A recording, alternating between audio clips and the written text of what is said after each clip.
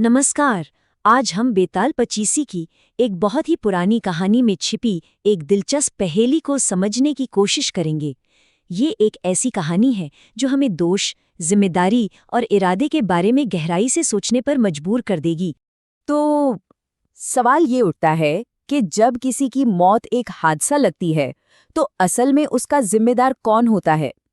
ये सिर्फ एक कहानी नहीं बल्कि एक नैतिक गुत्थी है जिसे हम आज साथ मिलकर सुलझाएंगे।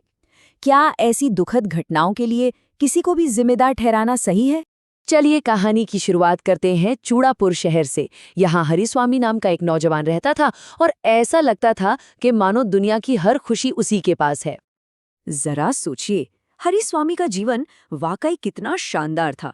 वो राजा के आध्यात्मिक गुरु का बेटा था, दिखने में कामदेव जैसा सुंदर, ज्ञान में बृहस्पति के बराबर, और उसके पास कुबेर जितना धन था। और सबसे बड़ी बात, उसकी शादी लावण्यवती नाम की एक बहुत ही खूबसूरत और प्यारी स्त्री से हुई थी। मतलब एक परफेक्ट जिंदगी। फिर एक गर्म रात को जब दोनों अपने घर की छत पर सो रहे थे, एक बहुत छोटी सी बात हुई। लावण्यवती के चेहरे से उसका घूंघट सरक गया। देखने में तो ये एक मामूली सी घटना लगती है ना? लेकिन यही वो पल था जिसने उनकी पूरी जिंदगी को हमेशा के लिए बदल दिया। ठीक उसी वक्त आसमान से एक देव अपने दिव्य रथ में गुजर रहा था। उसकी नजर लावण्यवती के चेहरे पर पड़ी और वो उसकी सुंदरता पर ऐसा मोहित हुआ कि उसने एक पल भी नहीं सोचा। वो सीधा नीचे आया और सोती हुई लावण्यवती को उठाकर अपने साथ ले गया। जब हरिस्वामी की आंख खुली तो उसकी दुनिया ही उजड़ चुकी थी। उसकी पत्नी गायब थी। वो घबरा गया। उसने पूरा घर छान मारा, शहर की एक एक गली में, हर कोने में उसे ढूंढा, लेकिन लावण्यवती का कहीं कोई नामो निशान नहीं था। अपनी पत्नी को खोने का दुख इतना गहरा था, इतना ज्यादा था कि हरिस्वामी ने अपनी पूरी जिंदगी ही बदल दी। उसने अपना सब कुछ छोड़कर एक बिल्कुल ही अलग और मुश्किल रास्ता चुन लिया। उसका ये बदलाव किसी को भी हैरान कर सकता था। उसने वो आलीशान जिंदगी पूरी तरह से छोड़ दी। महंगे कपड़ों की जगह अब बस एक लंगोटी पहन ली, अपने शरीर पर भस्म लगा ली और अपनी सारी धन दौलत त्याग कर एक तीर्थयात्री बन गया। अब उसकी जिंदगी का बस एक ही मकसद था, अपनी पत्नी को ढूंढना। अपनी यात्रा के दौरान कई दिनों तक भूखे रहने के बाद एक दिन हरिस्वामी की हालत इतनी खराब हो गई कि उसे मदद मांगनी ही पड़ी। और बस यहीं से घटनाओं की एक ऐसी चेन शुरू होती है जो इस कहानी को एक बेहद दुखद मोड़ पर ले जाती है। हुआ ये कि भूख से बेहाल हरिस्वामी एक शहर में एक ब्राह्मण के घर पहुंचा और उसने भिक्षा मांगी। ब्राह्मण ने भी दया दिखाई और उसे पत्तों से बने एक प्याले में खीर दे दी। ये बस एक नेक काम था, एक मदद थी, पर किसे पता था कि यही एक बड़ी मुसीबत की वजह बन जाएगा। इसके बाद जो हुआ वो किस्मत का एक बहुत ही अजीब खेल था। हरिस्वामी ने खाने का प्याला पास के एक बरगद के पेड़ के नीचे रख दिया और हाथ मुंह धोने के लिए तालाब पर चला गया। ठीक उसी वक्त पेड़ की जड़ों से एक सांप निकला। उसने उस खीर में अपना मुंह डाला और वापस चला गया। बस वो खाना अब जहरीला हो चुका था और हरिस्वामी को इस बात की जरा भी खबर नहीं। जब हरिस्वामी तालाब से वापस आया तो उसे इतनी जोर की भूख लगी थी कि उसने बिना कुछ सोचे समझे वो खीर खा ली, ये जाने बिना कि वो अब खाना नहीं बल्कि जानलेवा जहर बन चुकी थी।